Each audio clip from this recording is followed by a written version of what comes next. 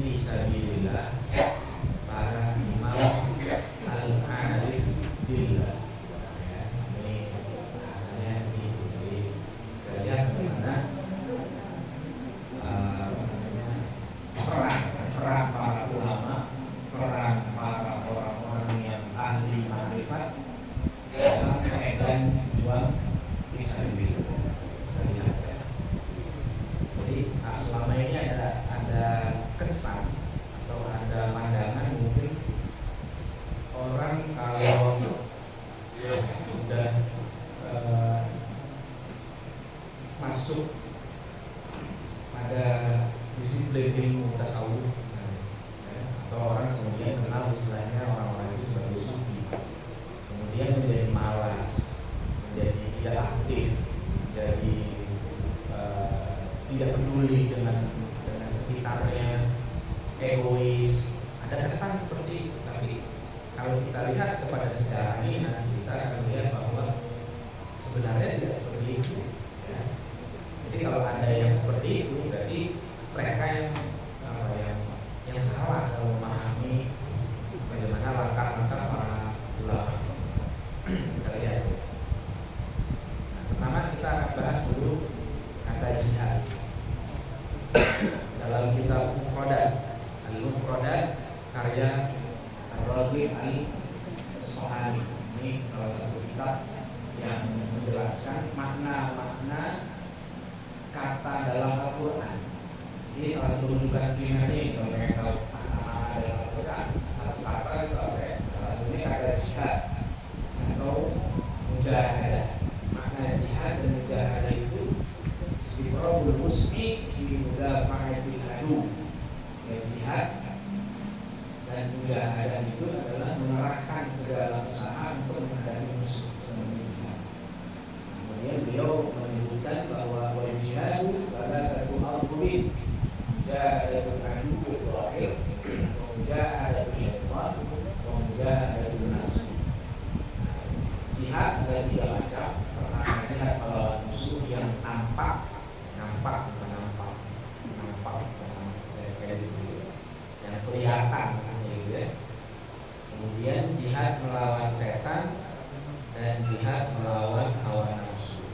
Jadi dari definisi ini, dari penjelasan Ar-Raghib Al-Asfahani dari kitab Al-Mufradat, kita tahu bahwa jihad ada 2 macam.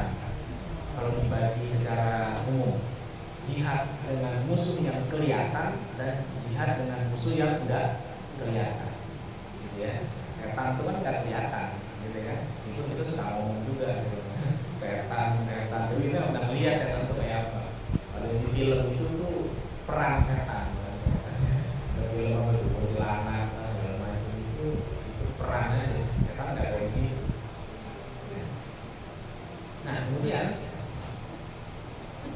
kita mau melihat gambaran jihad secara komprehensif, ya.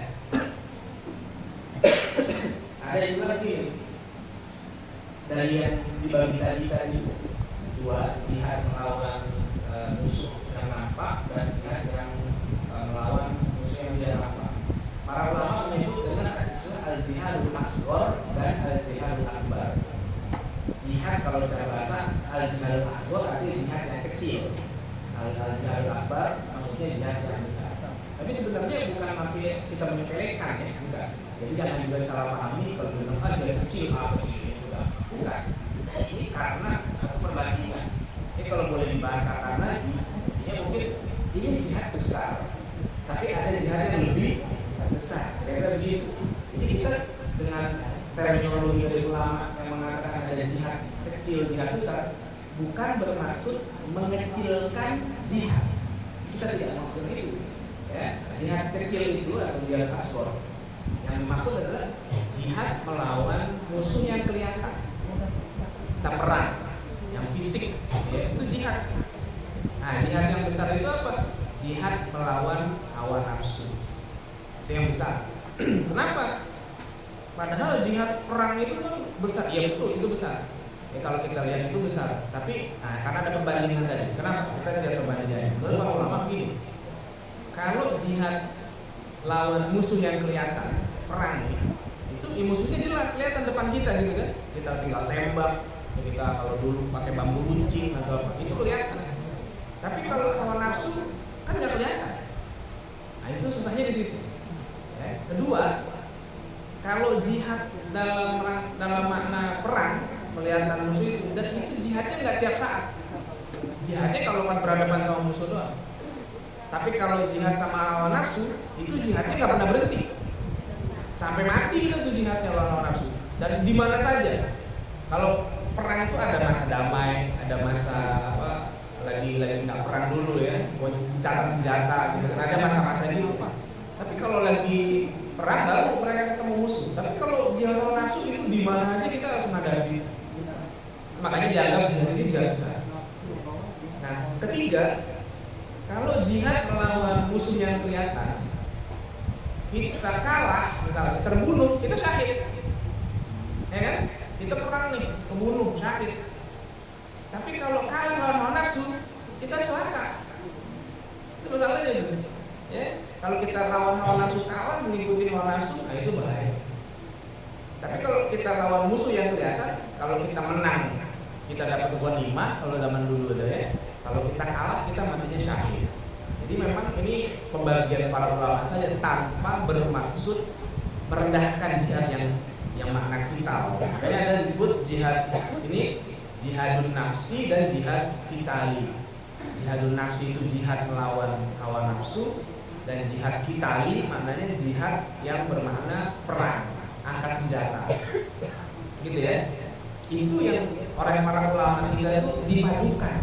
Jadi menjadi jihad hakiki. Jadi jihad yang sebenarnya itu bukan hanya satu saja. Ya. Jihad apa? Jihad hakiki itu ketika bisa memadukan antara jihad melawan hawa nafsu, dan kalau dibutuhkan untuk ke medan perang dia berangkat. Gitu ya. Kenapa? Karena jihad nafsu itu hukumnya fardhu ain. Kalau jihad qitali, jihad perang itu tidak fardhu ain, itu fardhu kifayah. Kecuali kita diserang, itu lain lagi.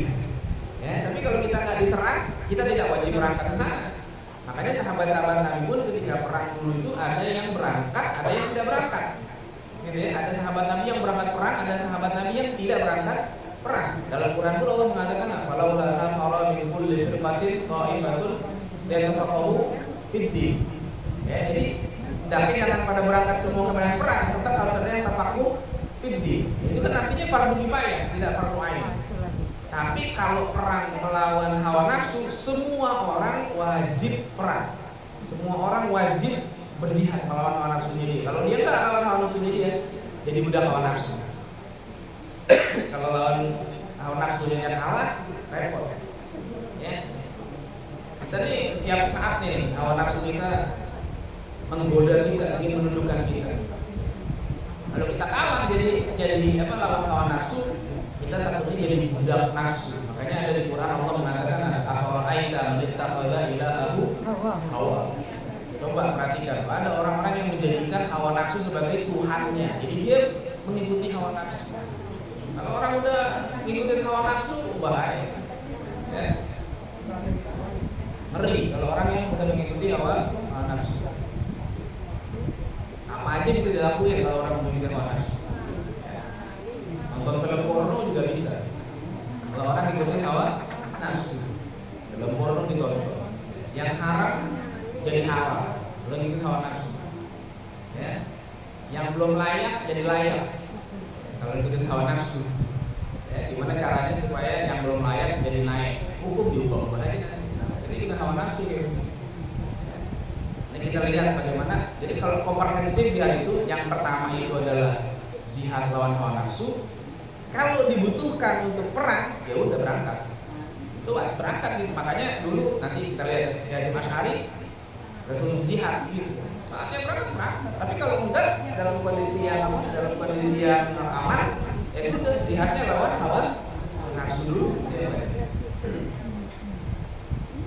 Nah, ini ada beberapa buku yang membahas perjuangan para sufi.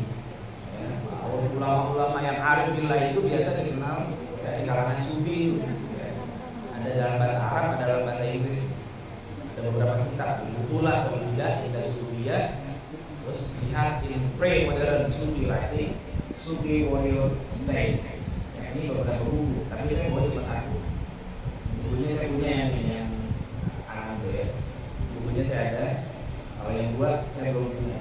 Tapi itu menunjukkan bahwa para sufi sudah banyak yang mengkaji tentang peran mereka di dalam medan perang. Kita lihat lagi nanti. Nah, saya mau ceritakan daftar sufi pejuang dari kalangan tabi'in. Ya, ada beberapa nama besar. Saya tidak sebutkan semuanya. Kalau semuanya panjang. Sufi pejuang dari kalangan tabi'in di sini disebut ada 7 yang aktif berperang. Siapa? Satu, Uwais Al-Qarni. Tahu Uwais Al-Qarni? Uwais Al-Qarni itu tabi'in paling utama. Ya, Sayyidun Tabi'in boleh dibilang. Beliau itu adalah tabi'in yang luar biasa. Karena apa? Sahabat aja suruh minta doa sama Uwais, ya kan?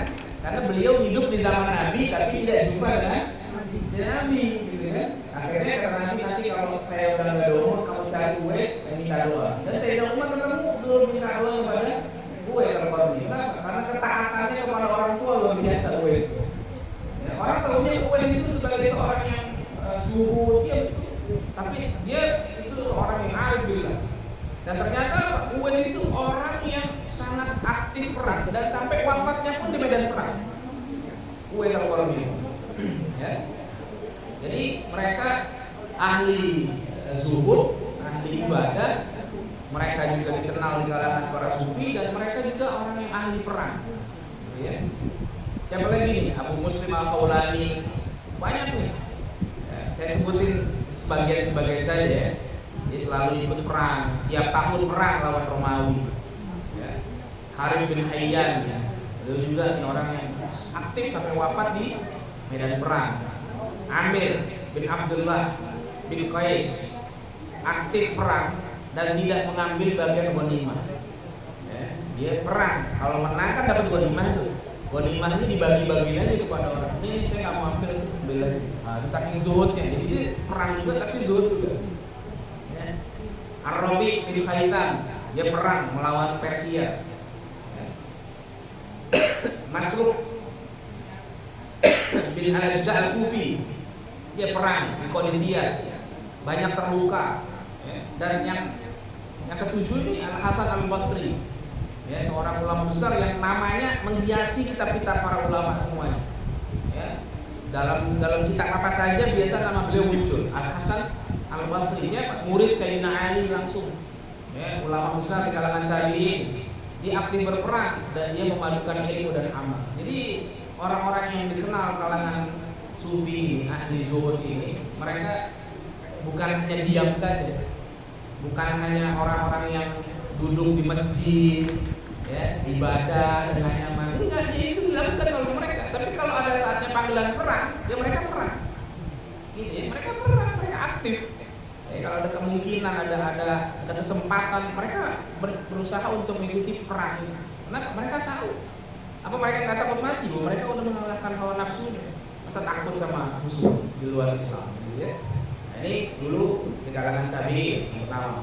Kemudian di abad kedua, sufi pejuang abad kedua.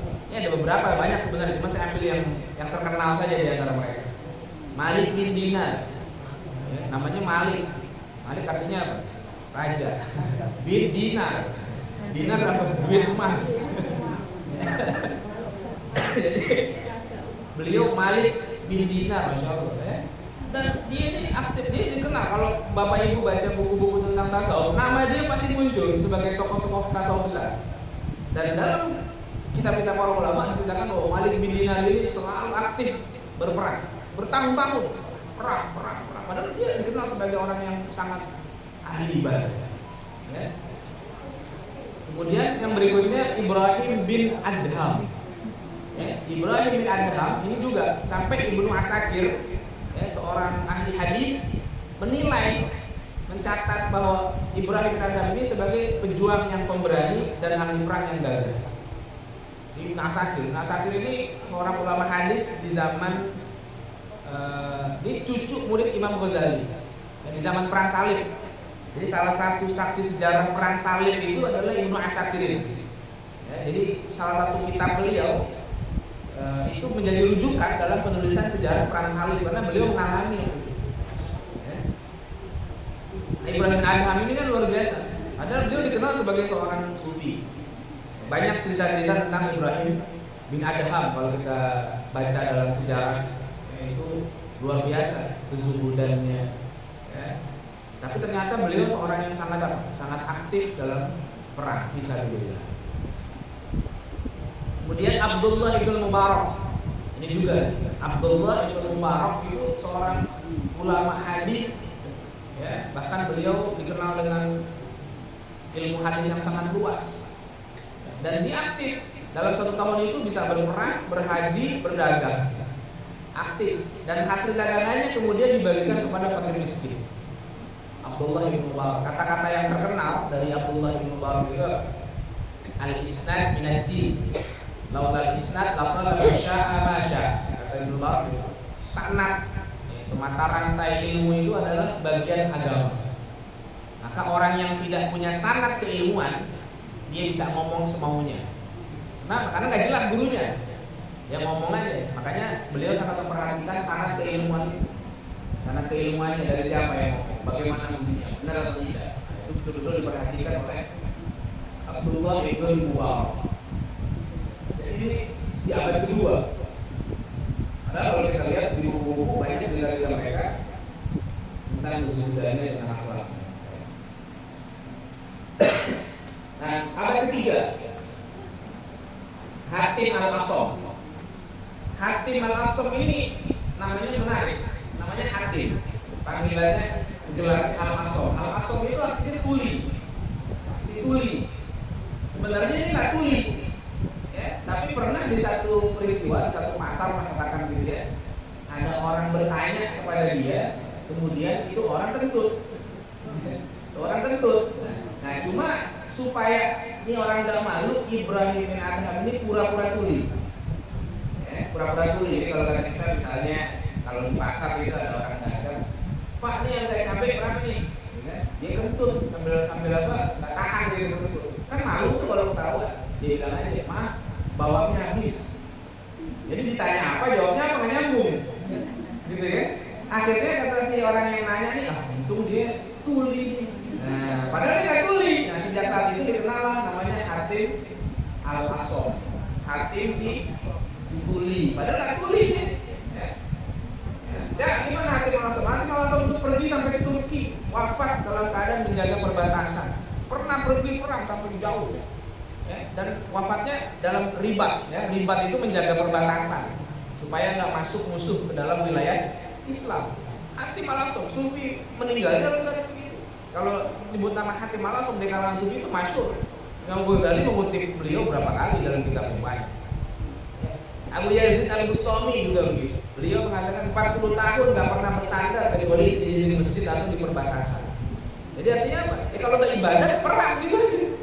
Kalau nggak ibadah perang, lagi nggak perang ya ibadah. Lagi ada panggilan perang ya berangkat perang. Begitu. Ya. Kemudian Siri As-Saqati.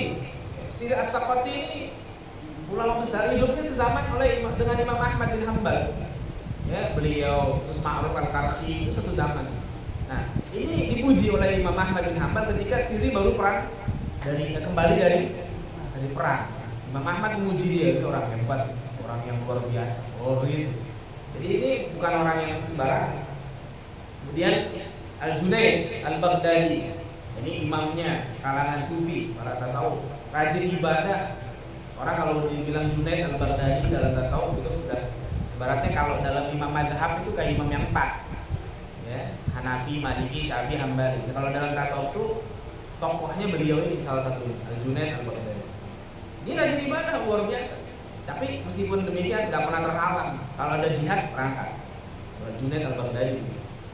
Kemudian Abu Sulaiman Ad-Darani, mereka juga nih rajin ibadah, siap memenuhi panggilan jihad, terus mengurus jenazah dan menjenguk mujahidin yang sakit. Dia begitu aktifnya.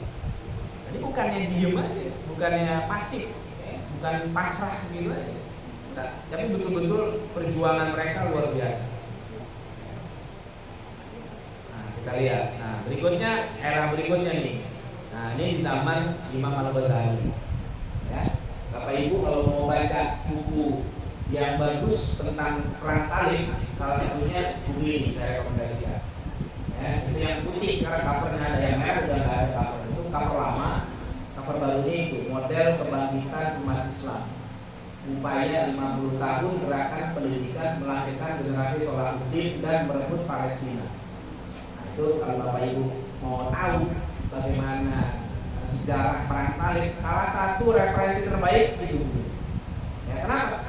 Karena di buku ini penulisnya Dr. Majid Irsan Al-Kilani, dia tidak hanya membahas sosok Salahuddin sebagai pahlawan pada perang salib, tapi juga bagaimana proses melahirkan generasi Salahuddin. Itu yang penting.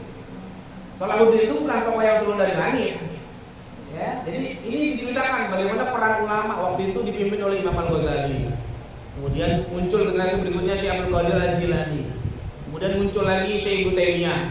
Ya, sehingga dari gerakan Islam, para ulama tadi melahirkan generasi Salahuddin. Bukan Salahuddin sendiri, tapi generasi, satu generasi. Ya, meskipun Imam Ghazali tidak mengalami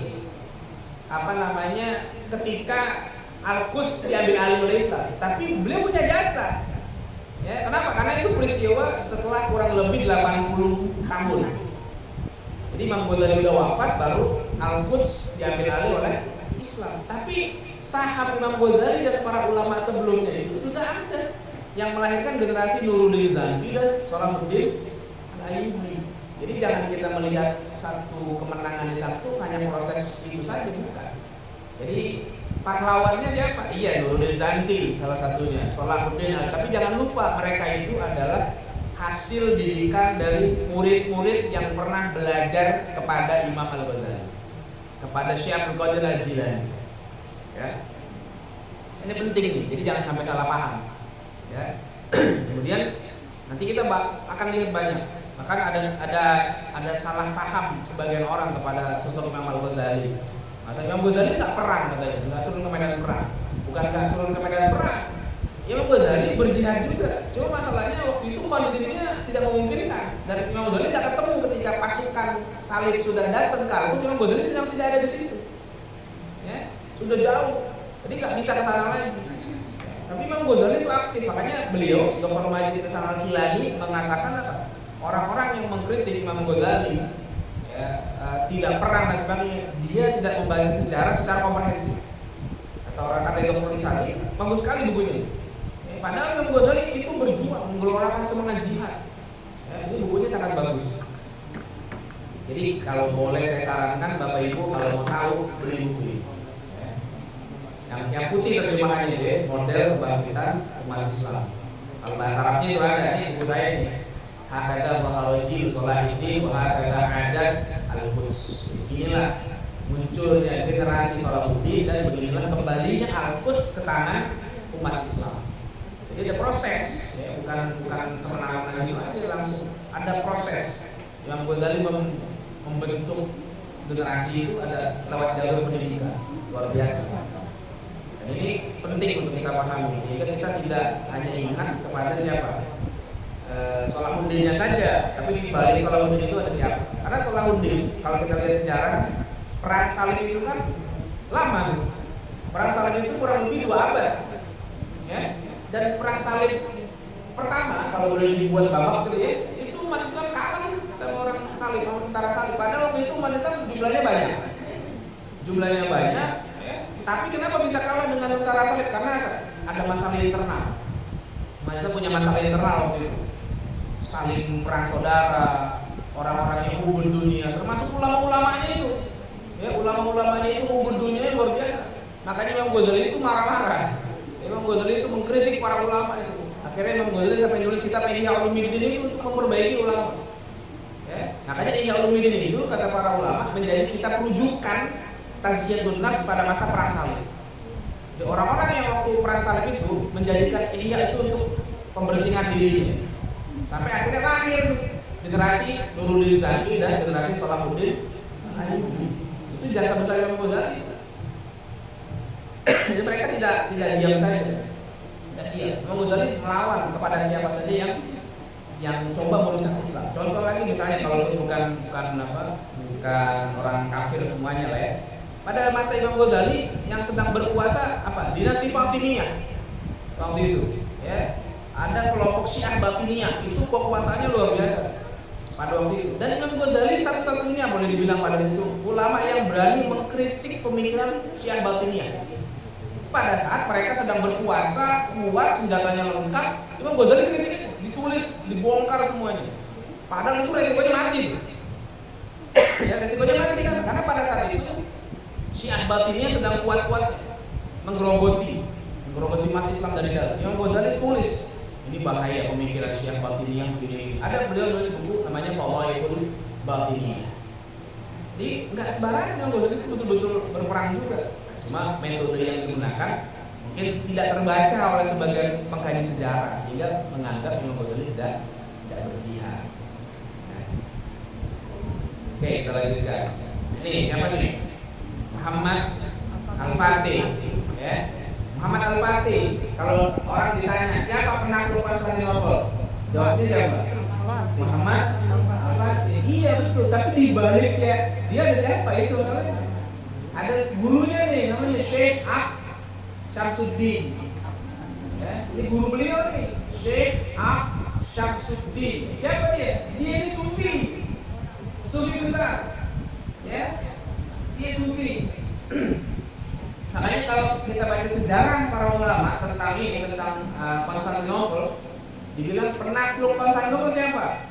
Penakluk maknawinya Syekh Syamsuddin. Ya, penakluk maknawinya meskipun yang perang di depan jadi pemimpinnya Al-Fatih, tapi di balik sosok Al-Fatih ada Syekh Syamsuddin. Makanya kata Al-Fatih ketika berhasil menaklukkan Konstantinopel, dia bilang apa? Yang bikin saya girang, yang bikin saya gembira itu bukan menaklukkan Konstantinopelnya, tapi yang membuat saya bahagia adalah hidupnya orang ini di zaman kita. Siapa? Syekh Syamsuddin. Ya, kita lihat sedikit nih video singkat tentang bagaimana pengaruh beliau. Sudah kedengaran?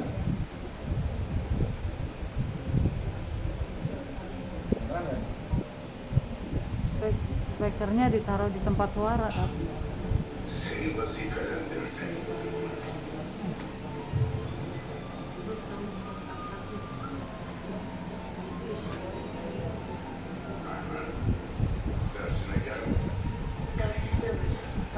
Speakernya ditaruh mana? Iya, mana itu yang suara? Kayaknya di bawah ya.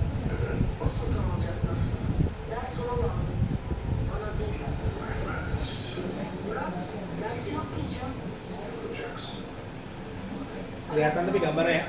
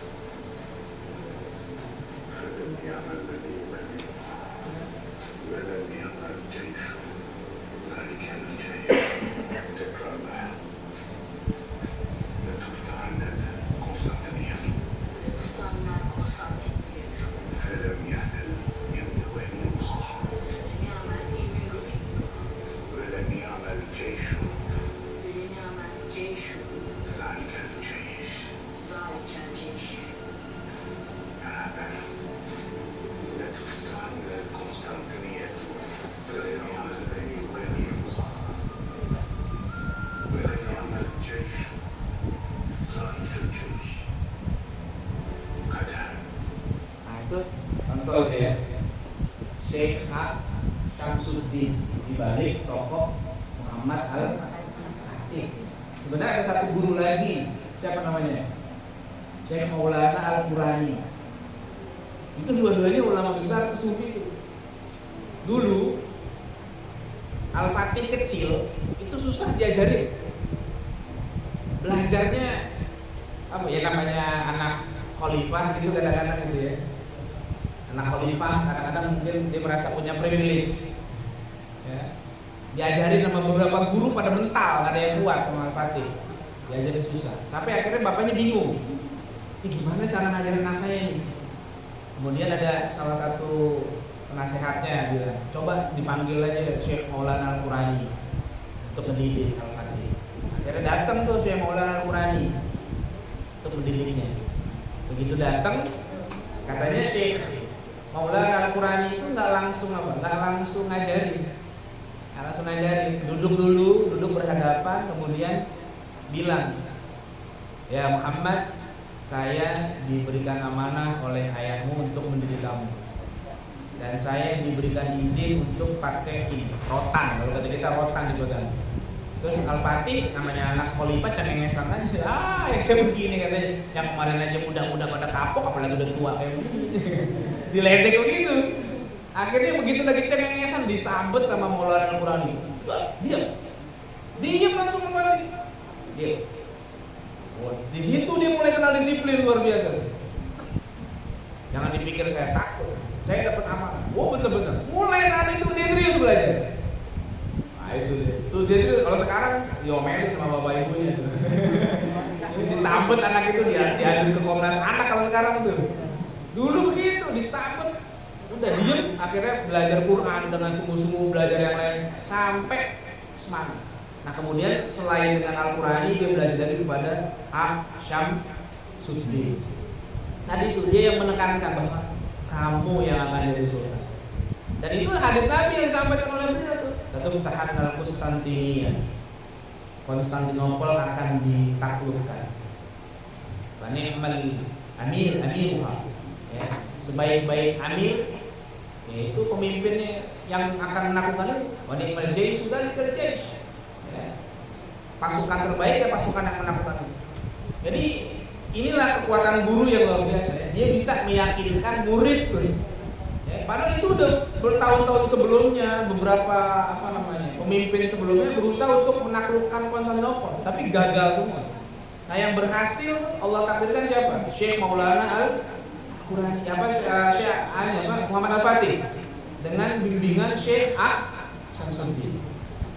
Nah, jadi kalau ditanya siapa penakluk Konstantinopel, maka para ahli sejarah mengatakan ada dua penakluk Konstantinopel. Penakluk yang memimpin pasukan perang itu adalah Muhammad Al-Fatih. Tapi di balik Muhammad Al-Fatih itu ada sosok Syekh Syamsuddin. Kenapa? Karena pada saat dia ikut, dan dia bukan cuma ngedoain, dia ikut ke medan perang. Ikut. Ketika Muhammad Al-Fatih lagi menyiapkan pasukannya, dia di tenda munajat sama Allah. Dan dia nggak mau diganggu gitu. Wah jangan ganggu. Al-Fatih waktu itu lagi bingung gimana nih, saya pernah ketemu guru saya. Kata yang jagain, guru minta nggak boleh diganggu. Saya, namanya dia khalifah, dia ngotot pengen ketemu. Akhirnya disobek tendanya. Ya, dilihat ternyata gurunya lagi berdoa mengajar kepada Allah. Makanya itu ketika menang Al-Fatih bilang apa? Yang buat saya bahagia itu bukan memenangkan ini, tapi hidupnya orang ini di zaman saya itu yang buat saya bahagia. Jadi penakluk Konstantinopel itu yang maknawinya adalah Syekh Syamsuddin. Siapa beliau? Dia ini seorang sufi. Ya, seorang sufi. Makanya kita harus paham sejarahnya. Jangan sampai nanti kita tidak paham. Ya. Siapa lagi nih? Syekh Umar Mukhtar. Ya. Kalau pernah ini udah agak kesinian lah. Ya, Syekh Umar Mukhtar. Kalau seandainya Bapak Ibu baca sejarahnya luar biasa. Dan beliau ini seorang pengamal tasawuf juga. Syekh Umar Mukhtar. Ya. Sampai akhirnya wafat. Ya. Ini luar biasa. Jadi boleh dicari lah ya, berita atau kisah sejarah tentang seorang yang bernama Syekh Umar Mukhtar ini. Ya. Mujahid. Nah, kemudian ini saya singkat. Siapa nih? Badi'uz Zaman Said Nursi. Ya, Badi'uz Zaman Said Nursi. Siapa? Beliau pejuang di Turki yang melawan siapa? Banyak penjajah sampai melawan Mustafa Kemal, Ataturk, segala macam. Ya, kalau Bapak Ibu pengen baca yang simpel, Ibu baca novelnya Kang Abik aja gitu. Ya, Ini kalau pengen tahu tentang sosok Said Nursi, baca itu novel nih yang saya kasih gambar, Api Tauhid. Api Tauhid ini apa? Novel sejarah tentang Said Nursi. Namanya Badi'uz Zaman Said Nursi. Itu bisa lumayan menggambarkan sosok Said Nursi. Dia hafal, dia nggak menikah, ya.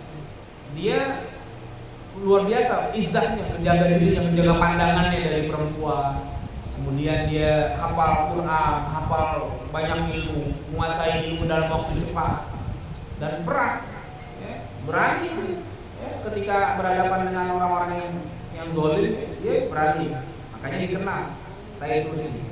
Nah, yang sekarang jadi tokoh-tokoh Turki itu banyak. Sebagian ada yang muridnya, ada yang sudah cucu muridnya. Ya, Badi'uz Zaman Said Nursi. Nah, di Dewan Dakwah ini udah ada yang mengkaji Said Nursi, Ustadz Ujang Habibie. Nah, itu kalau di Dewan Dakwah kenal dengan Ustadz Ujang. Kapan-kapan boleh diundang ke sini Ustadz Ujang Habibie itu untuk bahas Said Nursi. Tesisnya tentang Said Nursi, sampai beliau pernah dapat apa ya, saya kayak hadiah atau apa, dia berangkat ke Turki sempat tuh Ustadz Ujang Habibie itu untuk karena pernah meneliti tentang Badi'uz Zaman Said Nursi. Itu bagus tuh ya, kalau seandainya Bapak Ibu pengen tahu, kapan-kapan boleh undang Ustadz Ujang Habibie ya, yang tahu sosok Said Nursi lebih jauh pemikiran. Punya kitabnya banyak Said Nursi ya. Kitab-kitabnya banyak dalam berbagai bidang, tafsir Qur'annya ya, banyak. Dan dia bukan hanya ahli ilmu, tapi aktif betul di medan perang. Makanya kalau baca novel ini yang simpel, maksudnya nggak usah berat-berat ya. Kalau seandainya yang berat, ada banyak lah yang bicarakan tentang biografi Said Nursi, tapi ini yang paling enak. Saya juga pas baca ini menikmati juga. Saya udah baca nih novel Api Tauhid, bagaimana beliau punya peran luar biasa terhadap masyarakat Turki.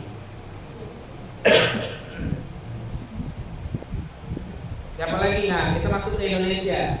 Syekh Yusuf Al-Makassari. Kalau ada orang Makassar sini mungkin tahu. Ada nggak orang Makassar? Siapa orang Makassar? Nggak ada. Nggak ada. Nah, Syekh Yusuf Al-Makassari itu dia seorang ulama, ya, sufi besar, dan dia apa? Aktif berperang. Ya, ada buku yang menulis tentang beliau, Syekh Yusuf, In Memory of Syekh Yusuf, Martyr and Hero of Bantam. This minaret erected by Haji Sulaiman Shah Mohammed in the reign of King George. Nah, seterusnya, seorang ulama, sufi dan pejuang. Kata pengantarnya Pak Taufik Ismail. Pak Taufik Ismail kasih pengantar buku ini. Ya. Beliau luar biasa perjuangannya. Di sini kita bisa lihat gambarannya. Karyanya juga banyak, ya. Jadi beliau pendidikannya mendalami dasar-dasar ajaran Islam dan menghatamkan Quran kepada ulama Kesultanan Goa, Daeng, Ri Tasamang. Mempelajari ilmu syariat Islam dan ilmu nahwu sorof dari Syekh Jalaluddin Al-Aidid di Cikuam, Takal. Belajar pada ulama-ulama Banten pada tahun 1640. Belajar ilmu tasawuf dan tarekat pada Syekh Nuruddin Ar-Raniri di Sultan Aceh Darussalam. Jadi beliau muridnya Nuruddin Ar-Raniri. Ya, ini luar biasa nih. Orang Aceh mesti tahu nih. Ya, terus memperdalam ilmu agama di Yaman, Mekah, Madinah, Damaskus dan Suriah. Menjadi Dewan Penasihat Kesultanan Banten tahun 1670 Masehi. Melawan VOC dan pemberontakan Sultan Haji di Banten. Tertangkap tahun 1684 dan diasingkan ke Sri Lanka, ke Ceylon, Sri Lanka. Diasingkan, kalau kita bingung, kalau dia diasingkan berdakwah di sana. Ya, ulama itu diasingkan biasa aja. Diasingkan di sana malah berdakwah di Sri Lanka. Dan terus mendorong perlawanan terhadap VOC di Goa dan Banten. Melalui apa? Melalui surat. Jadi meskipun udah diasingkan ke Sri Lanka, nulis surat kepada orang-orang ke Goa. Sampai ketahuan diasingkan lagi ke Afrika Selatan. Di Afrika Selatan diasingkan, berdakwah lagi di Afrika Selatan. Jadi Islam di Afrika Selatan banyak tuh. Nah, seperti itu. Ya, kemudian sampai akhirnya makamnya katanya dipindah ke sini juga. Itu lahirnya di Goa, terus dalam ilmu agama di Banten, Aceh, hijrah Timur Tengah ke Sri Lanka. kembali ke Banten, terus diasingkan lagi, ya. Terus jenazahnya, makamnya ada di Makassar. Ya, kalau pernah ke Makassar, ada makamnya di pinggir jalan. Saya pernah waktu tahun 2020 ya. Ya, sebelum Covid waktu itu bulan Maret diumumkan. Saya akhir Februari saya diundang ke Makassar. Saya sempat kan datang melihat ke makam beliau. Makamnya kecil, tapi besar, di pinggir jalan itu ada. Itu beliau. Ini salah seorang ulama besar, ahli ma'rifat. Muridnya Nuruddin Ar-Randiri, masya Allah. Nuruddin Ar-Randiri itu ulama besar itu di Aceh, ahli tasawuf besar. Ya. Tapi dia aktif juga dalam berjihad. Ini hebatnya ulama-ulama kita. Nah, siapa lagi nih? Ini Syekh Abdul Somad Al-Palimbani. Ya. Syekh Abdul Somad Al-Palimbani orang Palembang. Ya, namanya Palimbani. Ya. Siapa beliau? Beliau ini boleh dibilang Imam Ghazali dari Indonesia. Salah satunya beliau. Kenapa? Karena karya-karya Imam Ghazali ditulis ulang oleh beliau dan disaripatikan. Gitu ya. Misalnya Imam Ghazali punya kitab namanya Bidayatul Hidayah. Oleh beliau ditulis ulang, tapi disaripatikan. Ditulis nama kitabnya Hidayatus Salikin. Itu kitab karya Imam Ghazali sebenarnya, kemudian dia bikin saripati. Jadi ringkas, diberikan tambahan beberapa dari yang lain. Jadi sekarang ini berbahasa Melayu kitab itu Hidayatus Salikin. Imam Ghazali punya kitab Ihya Ulumuddin. Oleh Syekh Abdul Somad Al-Palimbani ditulis diringkas, ditambahkan beberapa faedah, namanya Syairus Salikin atau Syairus Salikin, 2 jilid. Ya, jadi beliau ini kalau dibilang salah satu Ghazali dari Indonesia. Ya, Syekh Abdul Somad Al-Palimbani. Nah, apa yang ingin saya sampaikan terkait beliau ini? Beliau punya kitab yang namanya Nasihatul Muslimin wa Tadhkiratul Mu'minin. Ini kitab sekarang udah dicetak cakep. Ini baru muncul kitab ini beberapa tahun kemarin, saya dapat dari itu. Sebelumnya masih bentuk manuskrip aja. Kitab ini menurut para ahli sejarah adalah salah satu kitab yang membangkitkan perlawanan melawan penjajah di Indonesia pada abad ke-17-18. Ya, para sejarawan mencatat.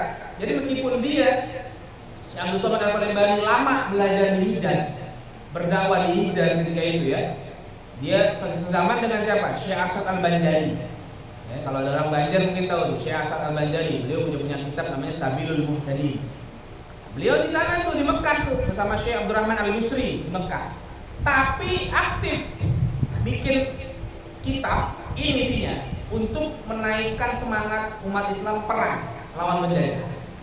Meskipun dia ada di Hijaz tapi tetap aktif.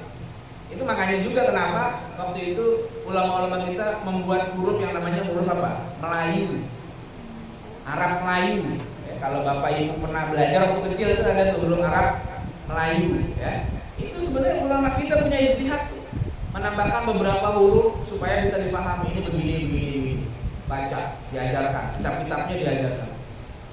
Ya, jadi makanya ada kajian yang menarik lah dari Profesor Azumardi Azra. Disertasi beliau kan tentang jaringan ulama Timur Tengah dan Nusantara abad ke-17-18 kalau nggak salah. Itu ditemukan memang punya pengaruh luar biasa. Karya-karya ini ada termasuk karya-karya yang sangat mempengaruhi perjuangan umat Islam di Indonesia. Jadi meskipun orang-orang ini sudah tidak di Indonesia waktu itu, tapi perannya tetap ada. Dan beliau juga aktif. Ya, wafat makamnya adanya di Thailand. Makamnya bukan di Mekah, di Thailand. Ya. Beliau Thailand, kalau mau ke Thailand dari Malaysia bisa ke Thailand, Jalan Selatan, ada di situ makamnya. Ya. Itu Syekh Abdul Somad Al-Palimbani. Kalau kita sekarang kenal Syekh Abdul Somad Ar-Riyawi, Ustaz Abdul Somad, gitu ya. Itu orang Riau. Ya. Oke. Nah ini Syekh Hasyim Asy'ari. Menurut Syekh Asy'ari ini terkenal dengan resolusi jihad, fatwanya itu waktu itu Bung Tomo. Ya. Jadi bukan orang yang diem aja, bukan orang yang cuma duduk ngajar, nggak begitu. Jadi mereka juga punya semangat untuk menyampaikan ilmu, untuk mendidik umat, tapi juga ketika ada panggilan untuk berjihad, mereka paling depan. bahkan disebut oleh beliau wajib untuk berangkat jihad. Begitu fatwanya, luar biasa. Dan Bung Tomo maju gitu. Ini ulama-ulama kita tuh luar biasa. Ya, mereka orang-orang yang arif billah. Mereka adalah orang-orang yang ahli ma'rifat, sangat kenal kepada Allah dan berani untuk berjihad. Ya. Ini jangan kita lupakan, jangan kita pikir bahwa apa? Bahwa ulama kita diam, ya, bukan. Tapi mereka orang-orang yang, ya, makanya ada istilah nanti dalam tradisi kalangan sufi itu, orang-orang sufi ini adalah orang-orang yang kalau siang itu dia ibadah, kalau malam ibadah, kalau siang jadi kesatria, berarti gitu. Malamnya mohon sama Allah luar biasa, tapi begitu ada panggilan perang berangkat kayak kesatria, nggak mundur mereka. Ya, nah ini Syekh Hashim Asy'ari. Nah ini Syekh Izzuddin Al-Qassam yang sekarang masih bergejolak nih di Palestina. Ya. Siapa beliau? Syekh Izzuddin Al-Qassam ini. Beliau itu dididik langsung oleh ayahnya. Ayahnya itu dikenal orang yang soleh, takwa. Ayahnya juga seorang pengamal tasawuf. Ayahnya Syekh Izzuddin Al-Qassam ini. Kemudian ketika ayahnya wafat, Al-Qassam ini menggantikan posisi ayahnya dan menjadi syekh di Zawiyah Asyadiliyah di daerah Jablah atau Jibillah Al-Adhamiyah. Satu daerah, ya. Syekh Zawiyah Asyadiliyah. Syadiliyah itu salah satu apa? Tarekat sufi. Izzuddin Al-Qassam itu jadi syekh di situ. Ya, ini sebelum aktif banget awal masih, jadi awal-awal seperti dia belajar ilmu syariat di Al-Azhar Kairo. Jadi alumni Kairo nih, alumni Al-Azhar. Artinya ilmu syariatnya juga jelas. Bukan asal-asalan cuma semangat perang doang, tapi ilmu syariatnya jelas. Ya, kemudian tazkiyatun nafs juga luar biasa sampai dapat amanah menjadi syekh di Zawiyah Syadziliyah, dan ini luar biasa. Ya. Nah, ketika di Al-Azhar dia belajar kepada ulama-ulama besar tentunya. Salah satunya adalah Syekh Muhammad Abdul. Ya. Kemudian akhirnya sampai singkat cerita beliau syahid dalam pertempuran melawan tentara Inggris. Ya. Itu. Dan akhirnya dari nama beliau itu menjadi inspirasi hari ini menjadi apa? Nama Brigade Al-Qassam itu. Jadi di balik tentara yang hebat saat ini menghadapi Israel, ada sosok siapa? Izzuddin Al-Qassam. Siapa dia? Orang-orang yang luar biasa dia. Orang yang menjalani pendidikan luar biasa dari orang tuanya, dari ayahnya, bahkan sampai menjadi syekh di satu zawiyah, Syadziliyah, belajar ilmu syariat dan sebagainya. Jadi kalau kita lihat dari awal tadi sampai yang akhir ini, kayaknya udah selesai. Ya. Itu kita melihat bahwa pertama, para imam itu adalah orang-orang yang luar biasa, memadukan antara ilmu dan amal, antara jihad nafs, jihadun nafs dengan jihad qitali. Jadi mereka bukan orang-orang yang pasif, bukan orang-orang yang apa? Bukan orang-orang yang cuek, yang nggak peduli dengan lingkungan sekitar, bukan. Justru orang-orang inilah orang-orang yang sangat peduli. Ya. Makanya kita jangan salah paham, jangan kemudian kita menghina, merendahkan para ulama-ulama arif billah ini di kalangan sufi-sufi besar. Kita mungkin belum tahu peran mereka, tapi sebenarnya peran mereka banyak yang luar biasa. Inilah yang sebenarnya yang diinginkan, yang memang seharusnya begini. Dan ajaran tasawuf itu kayak begini. Kalau kemudian kita mendapatkan ada hal yang tidak sesuai, itu case, ya, itu bukan semuanya. Artinya mereka yang menyimpang dari jalannya, yang tidak peduli, ya, dengan umat Islam, yang asik saja dengan ibadahnya sendiri saja, itu mereka yang mungkin salah memahami bagaimana harusnya menjadi seorang sufi. Karena pada dasarnya nggak ada. Kalau sufi-sufi yang benar itu mereka betul-betul memadukan semuanya, ilmu amal, ya, jihadnya juga luar biasa, zuhudnya iya, ilmu syariatnya iya. Mereka tidak akan meninggalkan syariat. Ya. betul-betul mereka orang-orang yang ikhlas. Perang pun bukan mengharapkan apa-apa, karena memang keikhlasan dia. Semangatnya kalau Allah Subhanahu wa taala. Makanya tidak heran di balik kemenangan umat Islam yang besar-besar, di belakangnya ada sufi-sufi. Kayak tadi itu kan, misalnya perang salib. Ya kan, perang salib itu memang tokoh yang dikenalnya Salahuddin, tapi jangan lupa di belakang Salahuddin ada Imam Ghazali, ada Syekh Abdul Qadir Al-Jilani, ada Syekh Ibnu Taimiyah dan sebagainya. Konstantinopel yang tercatat dalam sejarah juga besar. Betul, ada Al-Fatih, tapi di belakang Al-Fatih tadi ada Syekh Samsudin. Kemudian sampai ke era-era berikutnya, sampai hari ini kita nggak pernah tahu ya, ada orang-orang soleh di belakang gerakan-gerakan. Cuma biasanya orang-orang soleh itu nggak mau kelihatan, nggak mau ketahuan orang. Makanya kayak pasukan Brigade Masa aja mukanya pada ditutup, ya kan? Kenapa? Supaya nggak jadi timbul ria. Nggak mau, tapi berjuangnya luar biasa. Karena keikhlasan itu ditanamkan oleh mereka. Ya, jadi perang itu bukan karena ingin dapat ujian, karena ingin dianggap berani dan sebagainya, bukan. Tapi memang ini panggilan dari Allah Subhanahu wa taala, berangkat. Makanya kenapa mereka sangat menanamkan jihad nafsu dulu. Karena kalau nafsunya sudah bisa dikalahkan, dia ketika menghadapi musuh yang di luar itu gampang. Tapi kalau seandainya jiwanya masih belum bersih, dia takut. Kan ada hadis Nabi bilang apa? Umat Nabi itu nanti bisa kena penyakit wahan. Ya kan? Penyakit wahan itu apa? Hubbud dunya wa karahiyatul. Itu satu paket itu. Kalau udah jiwanya itu diisi dengan penyakit hubbud dunya, ya sudah. Jangankan diajak perang, diajak sedekah aja mikir berapa kali nggak jadi sedekah juga. Tapi kalau orang yang jiwanya sudah benar, jihadun nafsunya baik, jangankan diajak perang, lebih dari itu pun dia mau. Jangankan diajak sedekah, berjihad di amwalikum wa anfusikum, semuanya keluar. Ya, hartanya dikeluarkan, raganya dikorbankan, semuanya nggak ada masalah. Kenapa? Karena jihadun nafsnya itu udah dikalahkan. Tapi kalau enggak, repot. Makanya ini nggak bisa dipisahkan sebenarnya antara jihad kita, jihad dalam makna perang, dengan jihad pembersihan jiwa, jihadun nafs. Satu dihilangkan nggak bisa.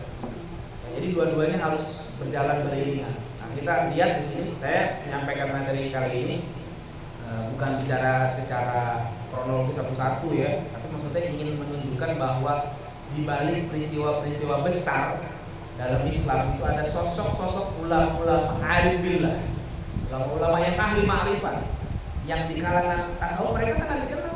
Memang orang-orang masyhur tahu bahwa mereka itu adalah kalangan tasawuf. Tentu tasawuf yang sesuai dengan syariat, bukan tasawuf yang ngaco. Kalau yang ngaco ada nggak? Ya ada juga. Bukan cuma di tasawuf, yang ngaco di semua bidang keilmuan pasti ada.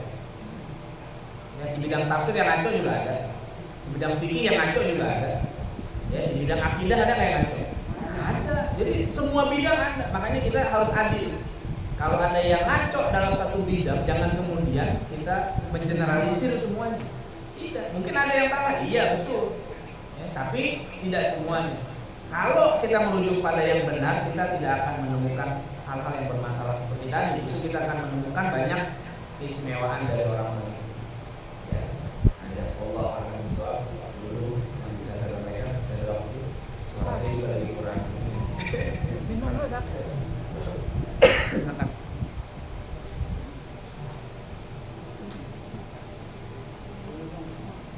Tat, itu kenapa sih mereka dibilang, kenapa mereka tasawuf atau sufi? Apa bedanya? Saya nggak tahu kalau Salahuddin apa itu tadi yang pusat-pusat sebutin itu dibilang sufi. Apa? Kenapa itu? Tasawuf itu ilmunya, sufi itu orang yang mendalami ilmu, Jadi tasawuf mengamalkan. secara Tasawuf definisinya banyak. Definisi tasawuf itu banyak banget. Bahkan ada seorang ulama, Syekh Zarruq, sampai mengatakan kalau mau dikumpulin definisi tasawuf itu sampai 2000 definisi kalau mau dikumpulin. Tapi semuanya poinnya satu, yaitu sidqut tawajjuh ilallah ta'ala, yaitu yang dikatakan tasawuf itu adalah bagaimana dia menghadap Allah dengan hati yang benar. Intinya itu tasawuf. Berarti harus semua memang harus tasawuf dong. Kenapa? Kalau menghadap Allah dengan hati yang benar kan memang harus begitu. Ya memang harus begitu. Karena memang begini. Kita juga tasawuf dong berarti. Karena begini. Nanti kan begini. Rukun agama kan ada 3. Islam, iman, ihsan. Gitu kan? Kata para ulama itu rukun agama 3. Meskipun di belakang ada lagi yang menambahkan. Nah kemudian Islam, untuk menjaga keislaman kita ada ilmunya. Kalau nggak ada ilmunya, nggak bisa terjaga keislaman kita. Apa ilmu yang menjaga untuk keislaman kita? Ilmu fikih. Ya kan? Kita suruh belajar fikih itu supaya kita tahu bagaimana thaharah, bagaimana sholat, ya kan? Bagaimana puasa, bagaimana zakat dan sebagainya. Kemudian iman. Iman kita supaya terjaga apa? Belajar ilmu akidah. Ilmunya namanya ilmu akidah. Gitu kan? Kemudian ihsan. Ihsan itu kan bagaimana hubungan dia dengan Allah dan dengan sesama. Dan kalau ihsan didefinisikan dalam hadis kan anta'budallaha ka'annaka tarahu wa in lam takun tarahu fa innahu yaraka. Kan begitu. Nah, untuk menjaga ihsan ini supaya baik ada ilmunya. Apa ilmu? Itulah ilmunya memang ilmu tasawuf. Sebenarnya ilmunya itu disebut ilmu tasawuf. Yang pernah saya jelaskan waktu itu pada pertemuan-pertemuan sebelumnya mungkin ya. Bukan tazkiyatun nafs. Sebenarnya itu masalah istilah saja. Tazkiyatun nafs itu adalah bagian dari tasawuf itu sendiri. Kalau ilmunya sebenarnya ilmu tasawuf. Karena tasawuf itu bukan hanya mengandung tazkiyatun nafs. Karena tasawuf itu bukan hanya mengurus hati saja, tapi mengurus thaharahnya juga, mengurus ibadahnya juga. Makanya kata Profesor Alatas, tasawuf itu makna yang beliau definisikan adalah bagaimana kita amal syariat fi maqamil ihsan. Bagaimana kita mengamalkan syariat pada level ihsan. Jadi sebenarnya gimana? Ya memang kalau kita pengen menjaga keihsanan kita itu, kita harus pelajari ini. Terlepas ada yang mau pakai nama tasawuf atau tazkiyatun nafs gitu ya. Karena esensinya itu sama. Tapi sebenarnya kalau secara nomenklatur kalau kata kita, sebenarnya nama ilmu itu tasawuf. Nama ilmu sejarah itu para ulama udah biasa disebut tasawuf dari dulu itu udah. Meskipun namanya di zaman Nabi nggak ada. Nama tasawuf zaman Nabi nggak ada. Kan kita sering dengar ini ahli sunnah dan bilang orang-orang yang menyebut ahli sunnah itu sangat Ya sebentar. meninggalkan tasawuf ini, persufian ini kan begitu kayaknya. Seolah-olah nih sufi ini aliran lain gitu loh, Sat. Kayaknya di luar dari ahli sunnah itu gimana? Sebenarnya nggak begitu. Ya. Ahlu sunnah itu lawannya bukan itu. Lawanan ahlu sunnah itu kalau dalam sekte Islam sendiri ya seperti apa? Qadariyah, Murji'ah, Syiah dan sebagainya itu ya. Kalau tasawuf sendiri bukan begini, jadi model kayak gini apa? Kayak bidang keilmuan atau madhab dalam Islam. Madhab dalam Islam itu bukan hanya satu saja. Madhab fikih ada dalam Islam, ya kan? Kita kenal imamnya ada Imam Hanafi, Maliki, Syafi'i, Hambali. Madhab akidah ada lagi, lain lagi. Madhab akidah yang dikenal Ahlus Sunnah dulu ada Asy'ari, kemudian Asy'ari, Maturidi, Thahawi itu masuk juga. Madhab qiraat Quran beda lagi, madrasahnya beda lagi kan. Ibu kalau baca Quran pakai qiraat Imam Syafi'i atau enggak? Enggak kan? Qiraatnya beda kan. Ustaz Anuri mungkin ngajarin qiraatnya hafaz karena memang itu imamnya. Madhabnya begitu. Kok beda-beda memang bidang ilmu itu mesti ada imam-imamnya yang mengkodifikasikan ilmu secara terstruktur. Makanya tidak dikenal tuh qiraat Syafi'i, qiraat Maliki, qiraat enggak, memang mereka tidak merumuskan ilmu itu. Makanya muncul Hafiz, Asyik, Ibn Katsir kan gitu kan. Karena memang bidang-bidang ilmu ini. Bahasa ada madhab sendiri. Ada nggak yang pakai madhab bahasanya Imam Syafi'i? Nggak ada. Madhabnya Hambali nggak ada. Tapi yang dipakai kalau bahasa siapa? Kufah, Basrah. siapa si Bawai, Kisai, tokoh-tokohnya gitu. Begitu juga tasawuf. Tasawuf itu sebenarnya adalah madrasah keilmuan. Imam-imamnya ada, dari zaman dulu ada, sejarahnya itu ada. Ya, jadi bukannya lawan dalam semua jamaah. Jadi kalau seandainya lawan dalam semua jamaah itu adalah dalam masalah akidah itu biasanya sekte-sekte yang dalam Islam seperti Qadariyah, Mu'tazilah, Murji'ah, Syiah dan sebagainya. Itulah lawan-lawanannya. Kalau kita baca dalam buku-buku yang lain banyak ulama-ulama sufi. Imam Malik saja sudah mengenal istilah tasawuf dan dia tidak mengingkari tasawuf. Imam Syafi'i, Imam Ahmad bin Hanbal. Jadi muncul belakangan. Ya. Tadi menyebut misalnya Uwais Al-Qarni sebagai nomor 1 yang sufi. Kok bisa menjustis dia sufi, seorang sufi itu gimana? Karena memang beliau menjadi panutan dari amal. Jadi ini memang kalau orang-orang seperti Uwais Al-Qarni, para sahabat dan sebagainya, mereka itu tidak disebut sufi secara nama, tapi secara makna. Jadi kalau dibilang apa? Kenapa sahabat itu tidak diberikan label sufi? Karena pangkat sahabat lebih tinggi dari pangkat sufi. Jadi mereka tidak perlu disebut sufi. Untuk apa? Level sahabat itu nggak ada yang mengalahkan. Setinggi apapun orang yang punya derajat dalam kesufian, dia tidak akan bisa menandingi sahabat. Begitu juga generasi berikutnya yang disebut dengan khairun nas, qarni. Generasi terbaik 3 abad. Jadi kalaupun mereka tidak disebut sufi, misalnya secara makna, nggak pernah disebut Abu Bakar As-Sufi kan, nggak ada kan? Umar As-Sufi, Uwais As-Sufi, nggak ada. Tapi secara maknawi mereka itu mengamalkan itu. Jadi maknanya ada. Jadi kalau dulu kata orang-orang itu adalah orang-orang sufi secara maknawi, meskipun namanya tidak. Muncul generasi belakangan, namanya sufi tapi maknanya tidak. Ah itu masalah tuh. Muncul orang cuma pakai nama sufi tapi kelakuannya justru tidak baik. Jadi kenapa Uwais Al-Qarni termasuk sufi karena nggak ketemu Rasulullah?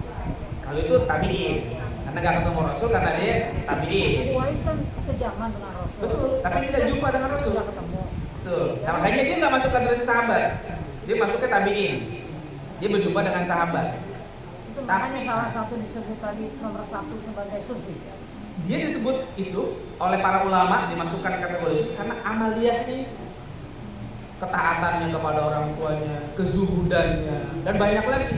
Jadi bukan pada nama atau apa, tapi pada amaliyah itu yang dinilai oleh para ulama sehingga membuat mereka ini sebenarnya sufi, cuma nggak pakai merek gitu kira-kira tuh kalau orang sekarang. Sebaliknya hari ini atau belakangan muncul orang ngaku-ngaku sufi, padahal perilakunya jauh. Itu yang akhirnya bikin, mohon maaf, nama tasawuf jadi tercemar.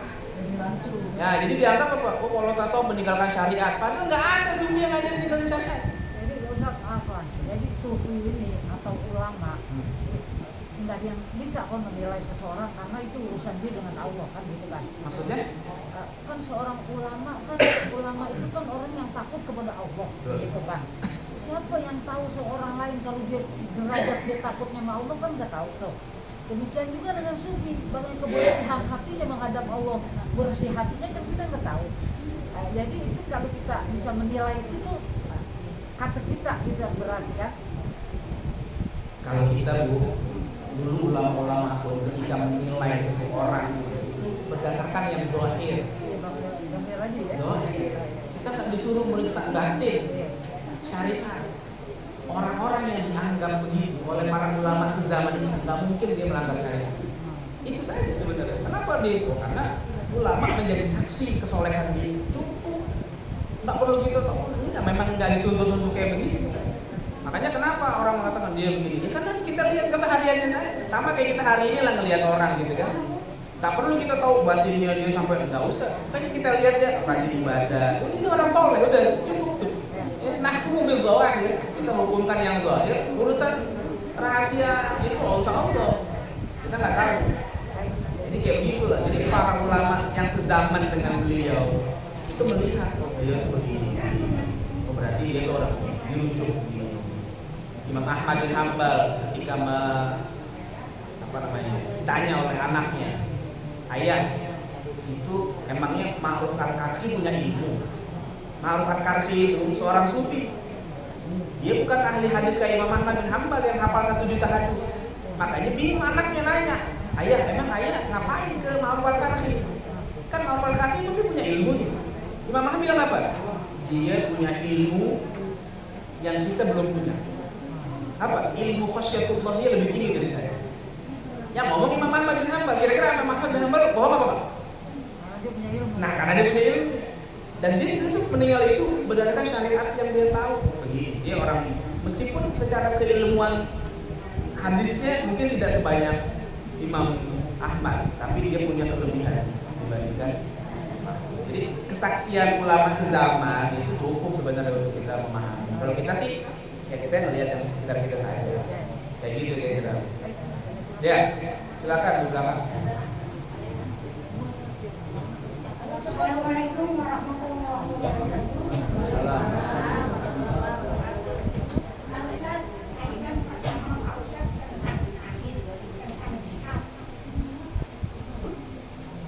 Iya Ibu. Iya. Kalau rujukan saya termasuk jihad aktif, termasuk sahih aktif. Apa Bu? Gimana? Gimana? Boleh diulangi? Mana? Apa Ustaz? Jadi ibu saya. Iya, nggak apa-apa. Itu cucunya tuh yang ditembak tuh. Oh, Masya Allah. Nah itu nilainya apa? Gitu jihad dramanya dia. Gitu Ustaz. Makasih. Oh iya.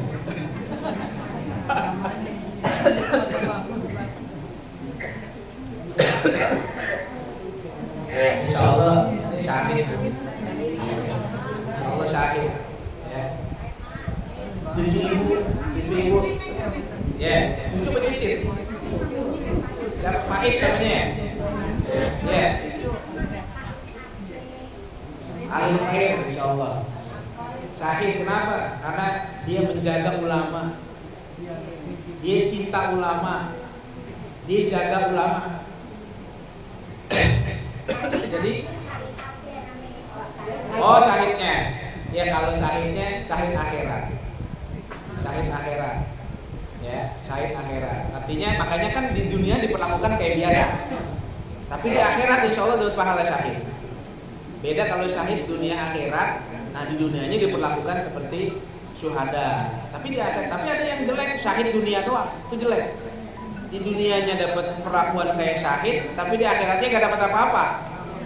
Karena niatnya nggak bener, karena niatnya jelek gitu ya. Kalau yang ini sih insya Allah syahid akhirat. Jadi insya Allah di akhirat dikumpulkan dengan orang-orang syahid minas syuhada. Ya, jadi syahid meskipun nggak perang dengan orang-orang kafir, ya, memang kita nggak zaman perang, ya, tapi dia mencintai ulama, dia menjaga ulama, insya Allah itu menunjukkan kesyahidan dia. Ya begitu Bu ya. Iya sama-sama Bu. Amin. Ya, oke, ada lagi? Iya. Bismillahirrahmanirrahim. Ustaz, saya mau menanyakan tentang tarekat di Indonesia. Apa hubungannya tarekat di Indonesia dengan sufi yang Ustaz paparkan? Kemudian apa hubungannya ilmu kasaf yang hubungannya dengan sufi yang tadi Ustaz paparkan, karena banyak di antara umat Islam itu seseorang dikatakan dia ahli sufi ketika dia memiliki ilmu kasaf. Apakah itu benar? Udah, aja. Yang pertama tentang apa tadi? Tarekat. Ya. Saya pernah singgung waktu beberapa pertemuan dulu ya di sini. Jadi tarekat itu sebenarnya kayak madrasah, kayak sekolah. Ya. Tarekat nanti ada dua macam kalau dalam tasawuf. Ada tarekat umum, ada tarekat khusus. Tarekat itu artinya jalan sebenarnya. Tarekat itu jalan. Ya. Torik bahasa Arab itu torik jalan. Tarekat itu jalan. Ada jalan umum, ada jalan khusus. Tarekat yang wajib kita jalani adalah bagaimana caranya kita supaya sampai kepada Allah Subhanahu wa taala. Dengan apa? Dengan syariat. Ya, kita jalani syariat saja. Itu insya Allah kita sampai kepada Allah Subhanahu wa taala. Ya. Tapi ada tarekat khusus, madrasahnya sebenarnya sama juga, tapi mereka dibuatkan kurikulum lebih intensif, kira-kira gitu, sehingga dibimbing lebih intensif kayak sekolah. Seperti saya pernah gambarkan kepada bapak ibu juga waktu itu, kalau nggak salah begini, ibu nih sekarang kan pengen dapat ilmu ya, pengen dapat ilmu ya, ibu mesti sekolah nggak? Enggak. Kalau nggak sekolah bisa nggak dapat ilmu? Bisa, iya kan? Kalau pengen dapat ilmu aja bisa nggak? Bisa. Kalau sekolah kan dapat ijazah, kalau dapat ilmu nggak mesti kan? Jadi kalau seandainya kita pengen dapat ilmu nih, nggak sekolah pun kita bisa, iya kan? Ngaji kan gitu kan? Datang. Zaman dulu, zaman belum ada sekolah, guru-guru kita, orang-orang tua kita mah pada sekolah kan enggak? Datang aja ke rumah guru-guru, ngaji sana, ngaji sini, dapat ilmu. Ya, kita pengen ngerti ilmu fikih, ya belajar aja kepada guru-guru yang ada, bisa. Tapi ada orang yang pengen dapatnya lebih cepat. Apa? Ya ikut madrasahnya itu. Masuklah dia ke pesantren. Kalau di pesantren kan intensif, kurikulumnya ada, terstruktur. Ya, gurunya juga selalu ada di situ. Kalau di luar pesantren kita mungkin dapatnya seminggu sekali, gitu kan? Kalau datang seminggu sekali, kalau enggak lebih lama lagi ya. Tapi kalau di pesantren kan tiap hari di situ, nggak pulang-pulang, sama gurunya di situ. Dari mulai bangun tahajud udah ngaji terus. Nah kira-kira yang pesantren secara logika aja ya, kalau betul-betul sama sungguh-sungguh nih, yang pesantren sama yang nggak pesantren untuk paham agama lebih cepat yang mana? Yang pesantren apa yang nggak pesantren? Kira-kira gitu gambaran sederhananya. Jadi kalau yang dia tidak ikut tarekat khusus sampai juga kepada Allah. Kita nih kayak begini nih tarekat kita nih. Tarekat kita ngaji. Dulu saya kalau ngaji sama guru saya itu suka dibilang dulu, udah tarekat kita ngaji. Maksudnya jalan kita untuk sampai kepada Allah ya lewat ngajinya itu. Tapi ada memang tarekat khusus yang dibentuk oleh para ulama. Kemudian mereka bukan hanya ngaji, tapi juga ada riyadhah, ada latihan, tahajud malam, terus puasa dilatih, gitu kan, macam-macam lah, ya. Nah, sehingga lebih intensif. Diharapkan mereka lebih cepat kenal Allah Subhanahu Wa Taala. Itu sebenarnya. Tapi untuk tarekat, para ulama menyatakan tarekat yang bisa diterima harus ada syaratnya. Tidak semua tarekat bisa dibenarkan. Ya, tarekat yang dibenarkan itu satu harus akidahnya Ahlussunnah wal Jamaah. Kedua, dia tidak meninggalkan syariat. Ketiga, harus punya sanad yang jelas. Itu 3 syarat tarekat yang bisa diterima. Tapi kalau tarekatnya bukan menggunakan akidah Ahlussunnah wal Jamaah dan dia tidak peduli dengan syariat, nah itu udah berarti dia sesat. Jangan diikutin. Gampangnya gitu. Makanya kita kalau melihat orang mampu dia tarekat, coba ibadahnya gimana. Kalau ibadahnya nggak benar, ya berarti itu bertentangan. Itu tarekat yang nggak benar. Kalau kata ulama Betawi dulu, Said Utsman bin Yahya, mufti Betawi, gitu kan. Itu beliau namanya kalau begitu bukan tarekat, tapi tarik ikat. Ya, dalam kitab beliau itu disebut gitu. Hati-hati katanya zaman sekarang, jangan tertipu dengan orang-orang yang mengaku tarekat tertentu, padahal syariatnya ditinggal, akidahnya tidak jelas, ya, dan sanadnya juga tidak ada. Dan sanad itu penting. Ya, sanad, jadi dia gurunya siapa, dari mana, sehingga betul-betul jelas. Nah, itu sehingga tidak semua tarekat bisa diterima. Kalau memang tarekatnya berlandaskan akidah Ahlussunnah wal Jamaah, kemudian syariatnya didisiplinkan betul, dijaga betul-betul. Nah, kemudian juga sanadnya jelas, maka itu bisa. Tapi apakah wajib ikut tarekat seperti itu? Tidak wajib. Tidak wajib.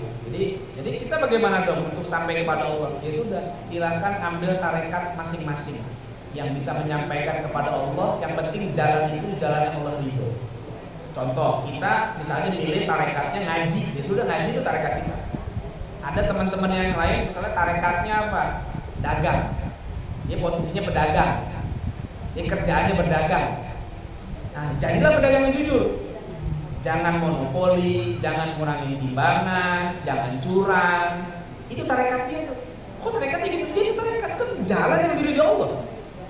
Apakah Allah nggak ridho kalau jadi pedagang yang baik? Allah ridho, itu tarekat namanya. Ini tarekat itu umum maknanya.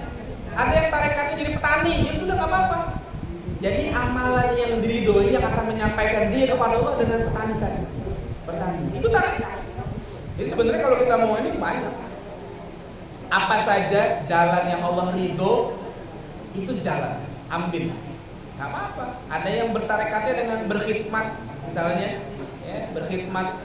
Tadi kayak modal Faiz tuh, khidmat sama Habib tuh, ya, jagain Habib, kawal Habib kemana-mana. Tarekat, ini nyampe duluan ke Allah, ya, syahid dia begitu. Itu sama aja dengan arti ibadah kayaknya. Kan ibadah itu adalah setiap perkataan dan perbuatan yang membuat Allah ridho. Kok tarekat sama juga sepertinya, jalan yang membuat Allah ridho. Iya memang syariat ibadah itu gak bisa dipisah.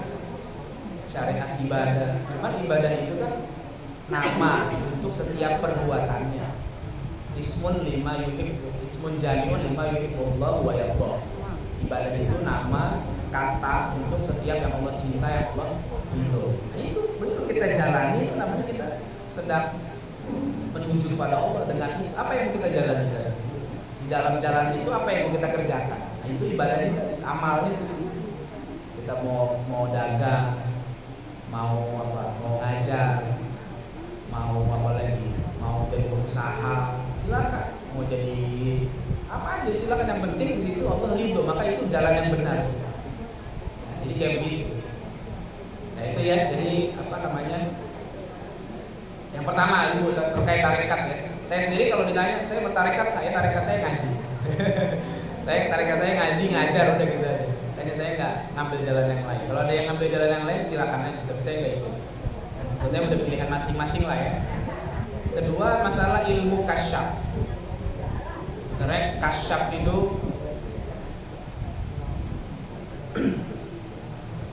kasyaf itu lawanan hijab.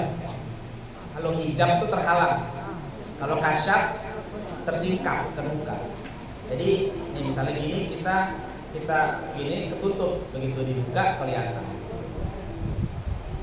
Kalau buat para nabi itu mungkin sangat, karena memang banyak riwayat-riwayat menjelaskan bahwa nabi pun disingkapkan, hal-hal yang tidak bisa dilihat oleh kita, oleh nabi bisa dilihat. Contoh, ketika nabi sedang jalan dengan sahabat, nabi bilang kepada sahabat, ya, ambil pelepah korma, tancepin di situ satu, gitu kan? Sahabat tahu nggak? Nggak tahu. Sahabat tanya, ngapain ya Rasul kok ditancepin korma, pelepah korma di situ? Nabi bilang apa? Dua-duanya lagi diazab. Nabi bisa ngelihat tuh. Buat sahabat terhijab waktu itu, tapi buat Nabi tersingkap, tuh namanya kasyaf. Ya, buat Nabi sangat kelihatan, gitu ya. Itu pertama tuh. Jadi memang sebenarnya kasyaf itu adalah ilmu pertama khususnya untuk para nabi. Nabi diberikan itu bisa. Bukan hanya itu sih sebenarnya kasyaf yang biasa. Ya, artinya kasyaf yang masa ada level-levelnya kan? Ada pandangan-pandangan Nabi yang lebih kuat lagi. Ketika Nabi Isra Mi'raj misalnya gitu ya. Nabi Isra Mi'raj tuh.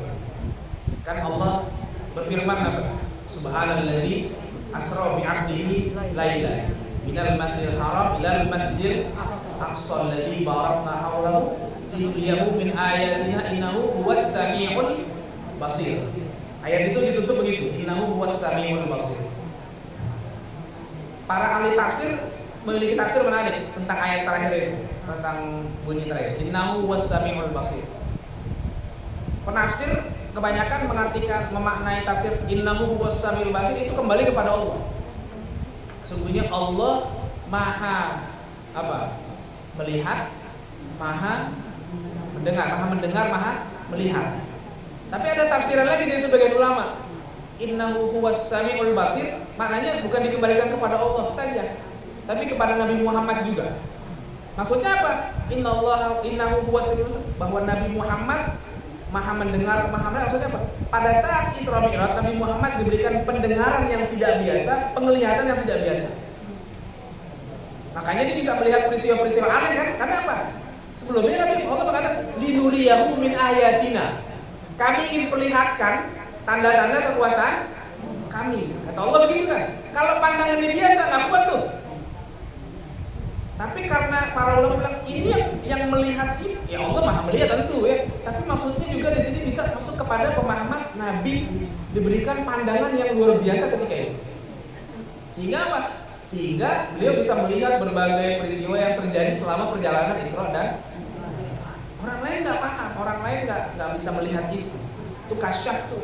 Salah satunya juga banyak lagi lah tentang azab kubur, tentang hari kiamat. Nabi banyak bilang.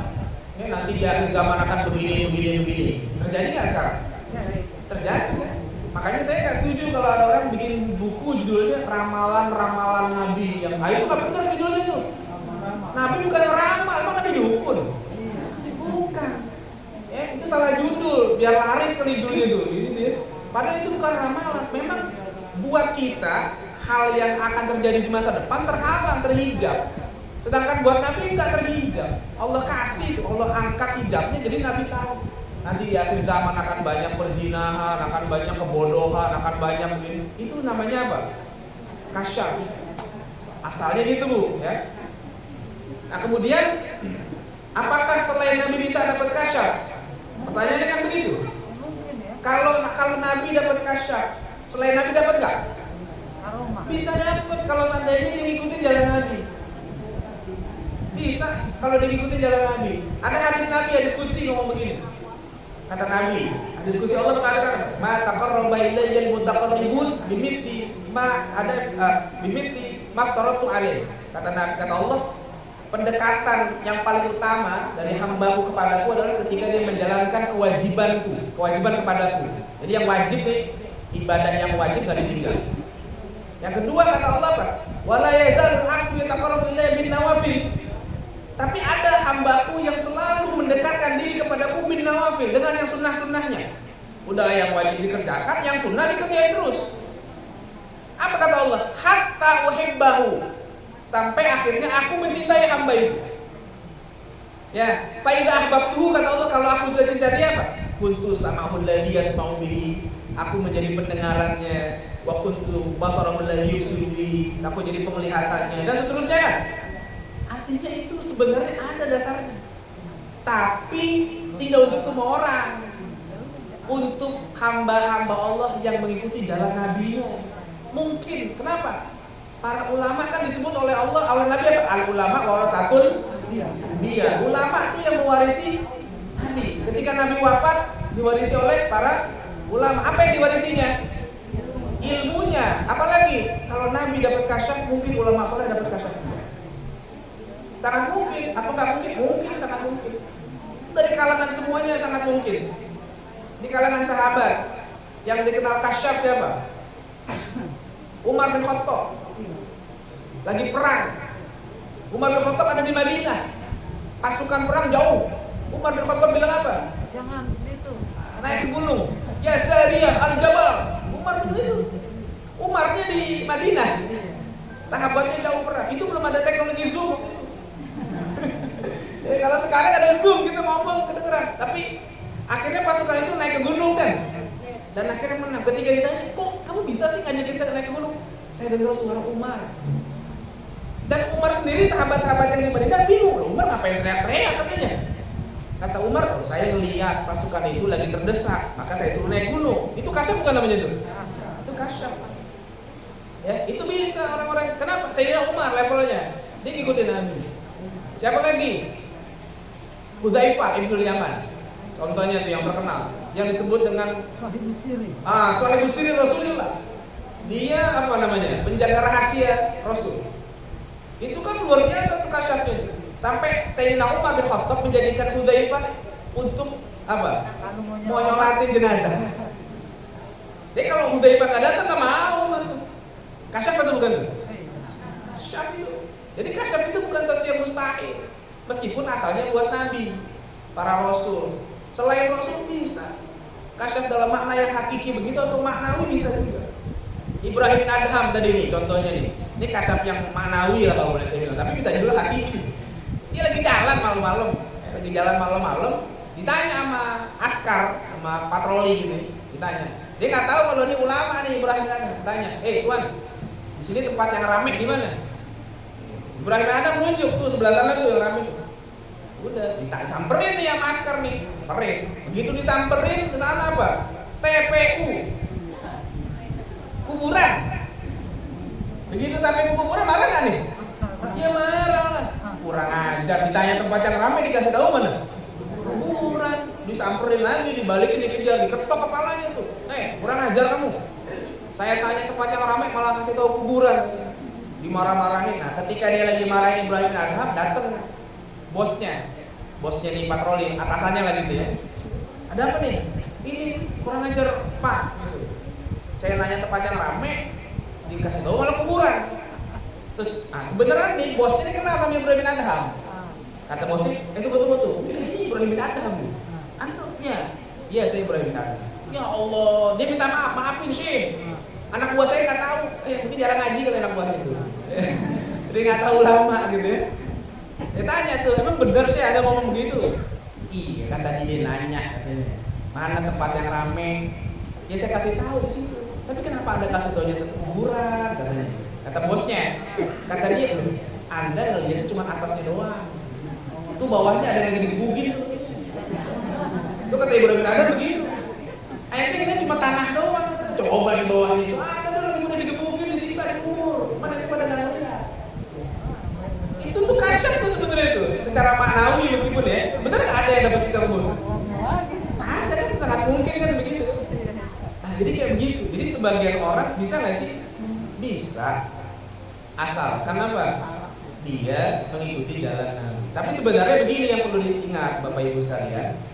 Para ulama yang benar mengajarkan tasawuf, belajar tasawuf itu tujuannya bukan sama sekali untuk kasyaf-kasyafan, bukan. Mereka semuanya yang benar mengajarkan kita supaya bisa istiqomah. Itu saja sebenarnya. Karena kalaupun dikira kasyaf itu kan karomah, betul. Karomah itu belum seberapa.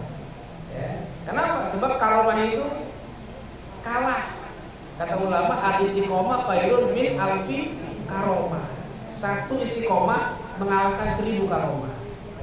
Jadi kalau orang-orang yang belajar benar, dia bukan saya pengen supaya bisa kasyaf. Nggak enak kayak begitu. Bukan untuk tujuan kayak begitu. Tapi tujuannya apa? Tujuannya untuk bisa istiqomah di jalan Allah. Allah itu tujuannya. Ya, jadi kalau dibilang ada, sangat mungkin ada. Tapi lihat lagi orangnya, jangan juga semua orang ngomong kasyaf langsung dipercaya aja. Ya, kadang-kadang dukun ngaku kasyaf dari gitu ya. Jangan juga tuh ya, ada tukang-tukang bohong sekarang itu ngomong begini. Enggak, pokoknya gampangnya kalau kita lihat aja Bu, patokan kita syariat udah selesai. Kalau amalan dia tidak sesuai dengan syariat, tinggalkan. Mau ngomong apa aja tinggalin udah.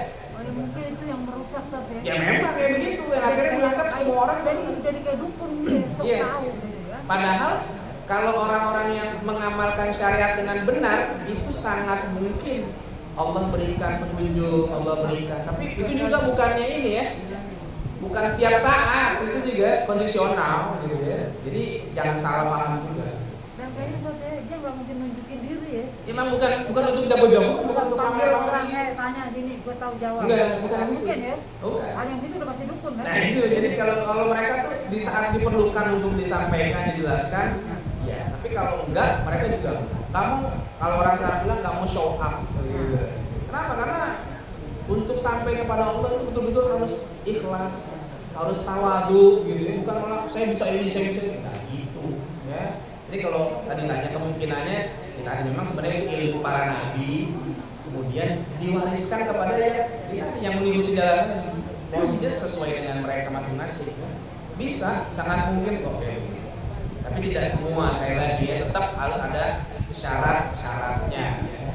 Hadisnya ada jelas, ya. Di Quran juga banyak. Ya Allah alam, kira-kira begitu Ibu ya. Baik, apa lagi? Cukup? Saya Ustaz. Oh, masih ada. Assalamualaikum warahmatullahi wabarakatuh. Ini aja Ustaz, kan saya hanya ingin tahu gitu tentang sufi, orang-orang yang belajar sufi. Kan kalau misalkan apa gitu ya. Kadang-kadang kita lihat orang yang sufi itu dari pakaian misalkan, pakaiannya yang bersorban, yang begini, yang begitu. Nah saya lihat kalau mendengarkan kajian-kajian dari Ustaz Sadian atau Ustaz sendiri gitu ya, di mana Profesor Alantas ya, itu juga orang yang sufi ya, gitu ya. Tetapi kan kita lihat dia modern, gitu ya. Tapi kelihatannya bahwa beliau itu sangat tawadu dari apa namanya, dari kajian-kajiannya gitu. Nah, jadi kalau boleh dikatakan sufi itu adalah kedirinya ya, bukan atribut atau bukan yang lain gitu, tetapi bagaimana dia apa namanya memperlihatkan kezuhudannya. Nah, itu saja Ustaz. Nah, barangkali saya juga jadi heran gitu kepada teman-teman yang menafikan tentang tasawuf ini gitu. Jadi kalau misalkan sudah bilang tasawuf, mereka sudah alergi. Jadi yang aneh-aneh gitu ya, yang dipikirkan mereka yang aneh-aneh. Bahkan ada ya sekelompok kajian yang benar-benar kita nggak boleh dekat-dekat tentang tasawuf itu sendiri gitu. Nah ini kan menjadi apa ya, menjadi bingung gitu. Apakah mereka tidak paham sekelas ustaz atau ulamanya tentang tasawuf itu sendiri? Itu saja. Kemudian saya ingin kan ada tuh misalkan saya ijazahkan bacaan ini. Maksudnya ijazahkan bacaan ini itu apa sih gitu ya? Itu saja Ustaz. Terima kasih. Ya. Betul, sebenarnya yang namanya tasawuf sufi itu bukan dari pakaiannya, bukan. Dulu awalnya mungkin istilah itu muncul, istilah tasawuf muncul itu karena dulu awalnya para ulama sufi asalnya awal itu mereka berpakaian dari kulit domba asalnya sebagai bentuk protes kalau dibilang gitu ya, atau respon kepada sebagian kalangan yang hidupnya hedonis, hidupnya glamor. Nah, jadi mereka menunjukkan identitasnya dulu ya, kita nggak mau gitu, kita perlawanannya dengan simboliknya gitu. Tapi mereka meskipun dengan pakaian yang seperti itu bukan cuma pakaiannya doang, tapi juga amaliyahnya diamalkan. Tapi apakah berarti orang yang bertasawuf harus pakai pakaian yang kayak gitu? Ya enggak. Ya, pakai baju, pakai dasi dong. Ya, nggak masalah. Jadi karena bukan sufi itu bukan pada atribut, bukan pada nama, tapi pada halnya, pada makna dirinya itu kayak apa pengamalannya. Di Mesir ada seorang ulama, dia dokter, namanya Syekh Yusri. Syekh Yusri Jaber itu dia dokter, dia ketua dokter bedah di Mesir. Ya, dan dia sufi, dia seorang mursyid juga.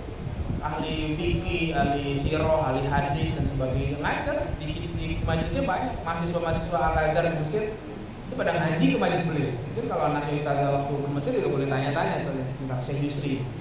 Ya, beliau dokter, ahli bedah, juga ahli agama. Itu kalau khutbah Jumat kadang-kadang pakainya pakai jas, itu pakai dasi, nggak pakai peci lagi. Kalau di sini nggak begini, pakai begini tuh orang aneh itu. Kok khutbah nggak pakai peci gitu ya? Di sana dia biasa, kadang datang udah pakai dasi, pakai jas, apa pakai peci.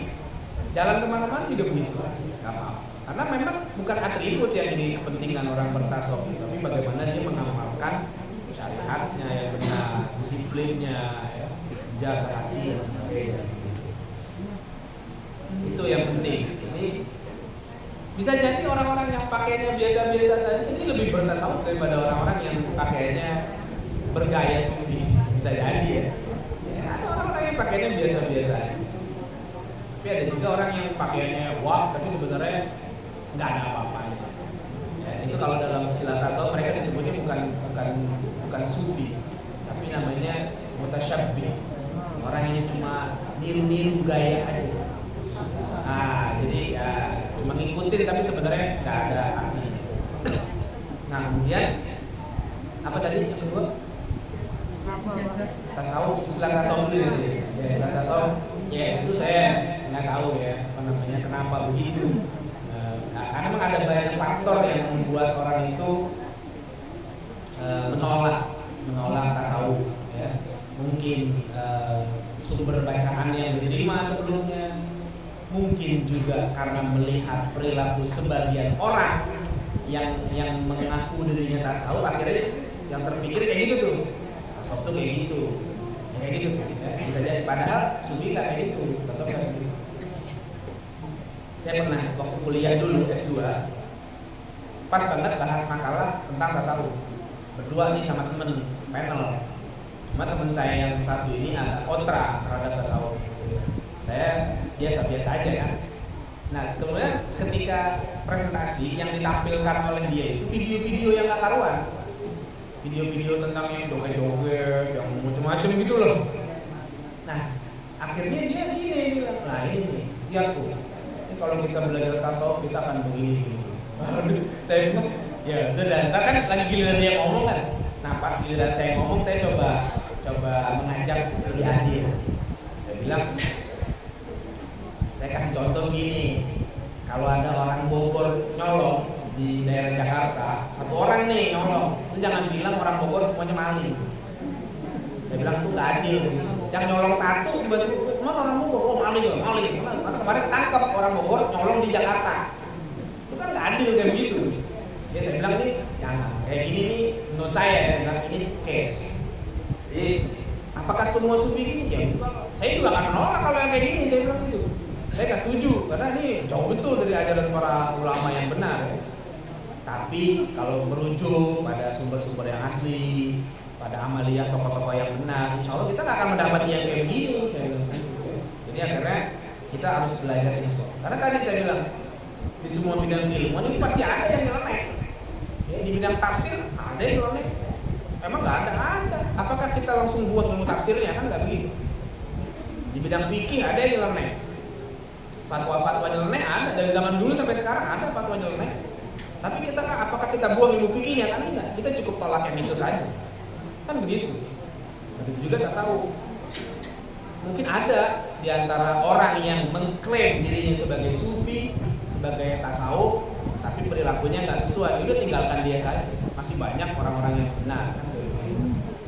Kalau terkait nama, yang mungkin mereka nggak mau dengar nama tasawuf. Karena apa? Karena nggak ada zaman Nabi dan sebagainya, nggak ada. Memang nama tasawuf tidak dikenal di zaman Nabi. Sebagaimana istilah lain pun banyak yang tidak dikenal di zaman Nabi.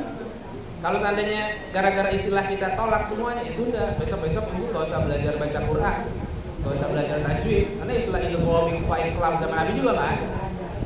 Ya, sahabat Nabi mana pernah belajar ini hukumnya itu, ini ikhfa. Ada nggak? Coba tanya Ustaz Anuri. Ada nggak itu? Nggak ada. Jadi kan istilah itu belakangan muncul ini nun mati kalau ketemu mim hukumnya itu gitu kan? Ada nggak di zaman Nabi sahabat baca itu? Nggak ada. Hukum mim mati ketemu mim mati nggak ada. Nggak ada.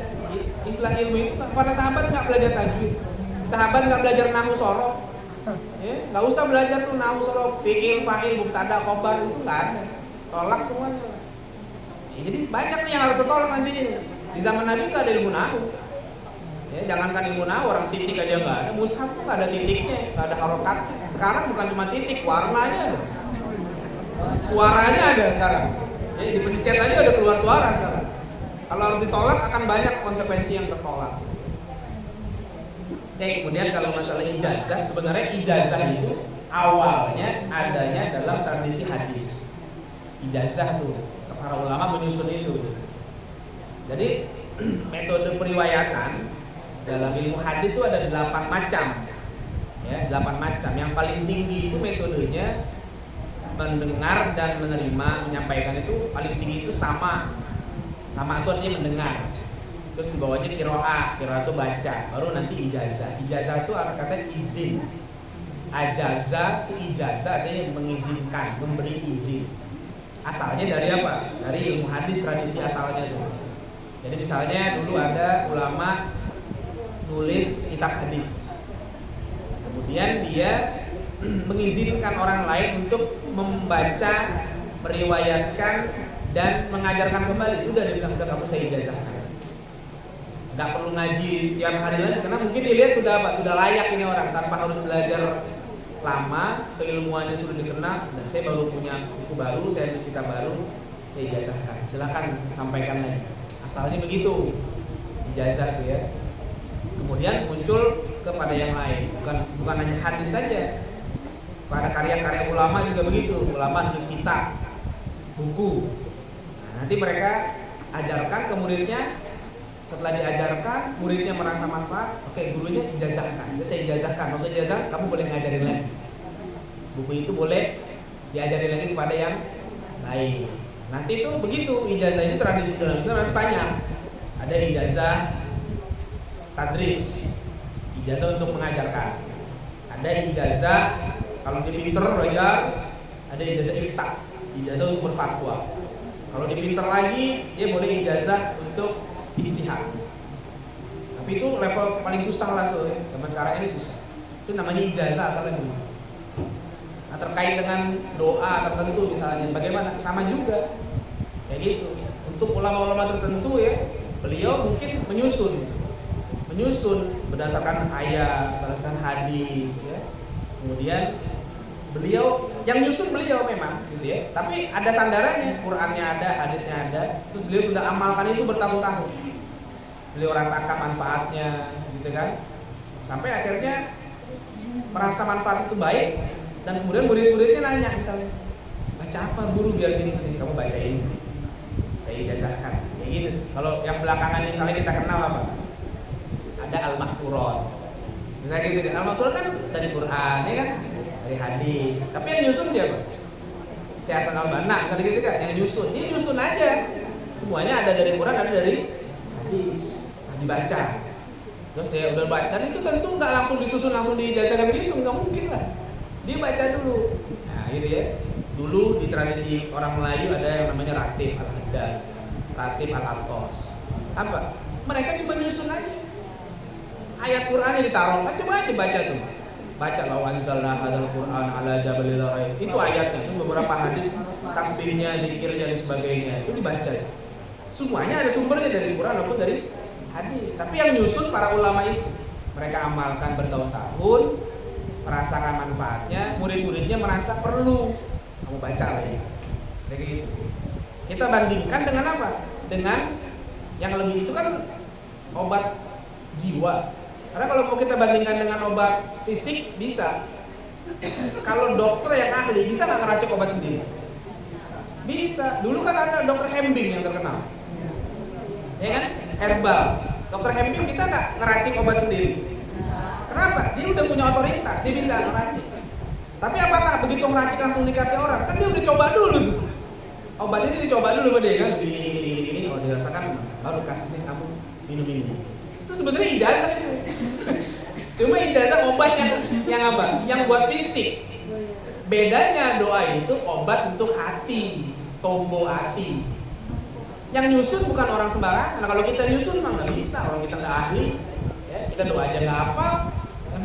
Tapi kalau ulama-ulama tertentu dia tahu tuh rahasia ayat ini begini, rahasia hadis ini begini, maka coba disusun oleh beliau, dibaca, kemudian banyak murid-muridnya atau jamaahnya yang merasa perlu dapat zikir, ya kan dikasih, baca lah ini gitu. Jadi sebenarnya kayak begitu. Di samping kalau itu kan di Quran, itu dari Quran, itu dari hadis sebenarnya. Kalau mau dicari gitu ya, ketemu, nggak akan keluar dari kedua sumber itu. Karena kalau mereka udah keluar dari kedua sumber itu, mereka akan tertolak. Jadi sebenarnya ijazah itu kayak begitu asalnya. Sampai akhirnya berlaku pada bidang-bidang yang lain sampai hari ini. Kitab semua itu ada ijazahnya kalau yang dia tahu. Ya kira-kira begitu. Ya. Allah cukup ya. Ya, syukur. Insyaallah kita ketemu pada pertemuan berikutnya. Terima kasih.